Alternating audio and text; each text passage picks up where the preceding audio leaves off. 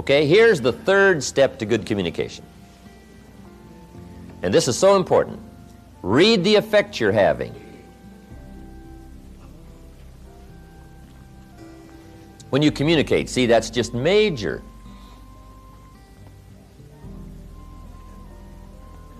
Study your audience, whoever your audience may be. If it's one of your children, you just study what's happening to them while you're talking.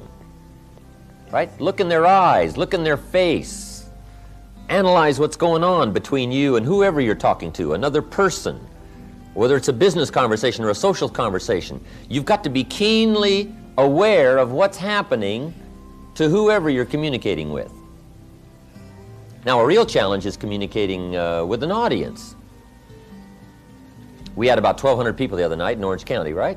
And I've got to make sure that everybody from down here, down in front, way in the back, how to gather up 1,000 people's attention, right, for the 3.5-hour period. Now, that's a real challenge. I didn't used to be that good at it. In fact, when I first started lecturing, I was hardly aware of my audience. I was so absorbed in my notes and my material, guess what? They could have all got up and left, and I would have never known it. I wouldn't have missed them. I'd have just kept right on talking, right? Because I was so absorbed in the material, I was so absorbed in trying to say it right and do it right, that I was not aware of what was going on with my audience. But you've got to read the effect you're having for really effective communication. Now, if it's just an informal communication situation, you can just ask the question, do you read me? Right? Does it make sense? Did I say it well? And you get this feedback right. So you can actually start checking how you're doing with somebody if it's informal. You can just ask. Okay? Now, what you've also got to learn to do is read some of the subtle things that are going on with whoever you're talking to. Because especially humans, or especially adults, you know, when we get a little older, we have these tricky ways of looking like we're interested when we're really not. And if you want to be a good communicator, you just got to pick up some of those signals. Now, part of it you can pick up by what we call body language. Some people just sort of quickly disclose their feelings about whether or not you're effective or it's coming across, and they just sort of relay to you by their, what we call body language. It's kind of a new study. I haven't studied that much about it, but there is a book called How to Read a Person Like a Book. How to Read a Person Like a Book by Nuremberg. You just might make a little study on that. Now, don't get too involved in it, because sometimes you can so watch somebody in the way they blink their eyes, and you know, you're looking at their ears and looking at their hair, and now you get too carried away and trying to figure out, you know, all about them. But you can get some indication.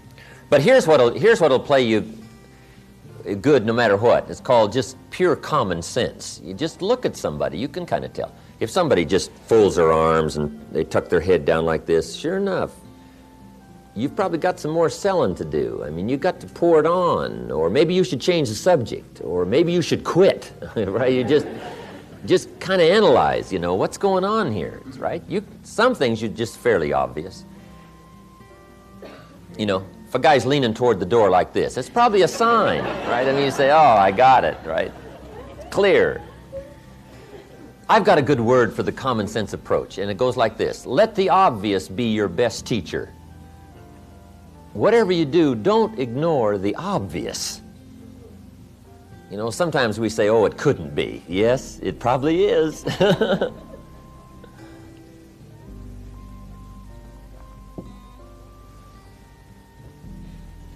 But adults especially, sometimes this is a bit tricky.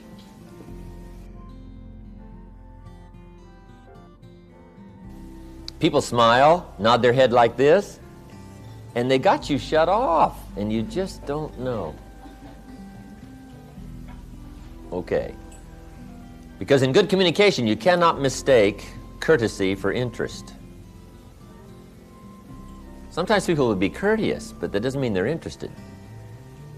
Now, if you mistake their courtesy for their interest, now, see, you've lost the hold on good communication.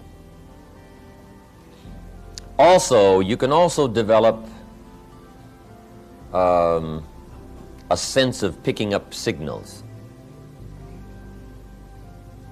I think the women probably have it over on the men when it comes to this sort of sixth sense of being able to tell, no matter what the situation looks like. Women have this uncanny gift. I guess men can develop it, but the women already have it. You know, the antenna is out. I mean, they pick up signals nobody else can pick up. I mean, the men don't have a chance. I think part of it is because until the industrialized society came, women were primarily the protectors. The man was the provider, right? He was gone. He was out there getting the game or whatever, and the woman was the protector. So I think the woman has devised these incredible sensitivities to danger and what's going on, what's happening. They're uncanny.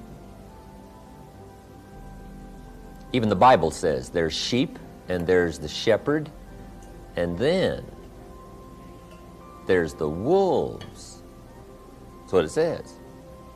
Life is kind of like that, shepherd and sheep and wolves. It says also some wolves are so clever, they've learned to dress up like sheep and talk like sheep, I guess. That's what it says. Some are wolves in what? Sheep's clothes. Now, see, you got to be clever. Huh. The man says, well, looks like a sheep, talks like a sheep. Woman says, ain't no sheep. I mean, take my word for it.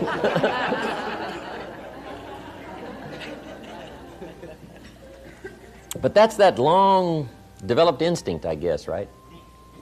In the middle of the night, she says, wake up, something isn't right out there. He says, right? I mean, he's gone, right? She says, no, something, right? She has this uncanny sense. So that's part of, being able to read is picking up, Mr. Schoaf called it signals. He says we all throw off signals, vibrations. I don't understand all I know about that. But have you heard the expression, a dog can tell whether or not you're afraid of him? I guess that's true. We throw off a certain kind of signal, and animals, right, they just pick it up, they know. And you can't fake them out, right? You can say, I'm not afraid of you. Dog says, who are you kidding, right? I mean, come on. Okay, being able to read. That's so important, reading your audience.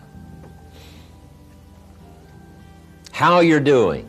Should you speed up? Should you slow down? Should you change the subject? Should you be a little stronger? Just be more aware of whoever you're talking to. Right? Look a little more intently at somebody. Try to pick up what's happening between you and the audience or the person or the child or the business partner. You can't believe how it will affect your ability to communicate if you'll practice this part of picking up what's happening between you and someone else.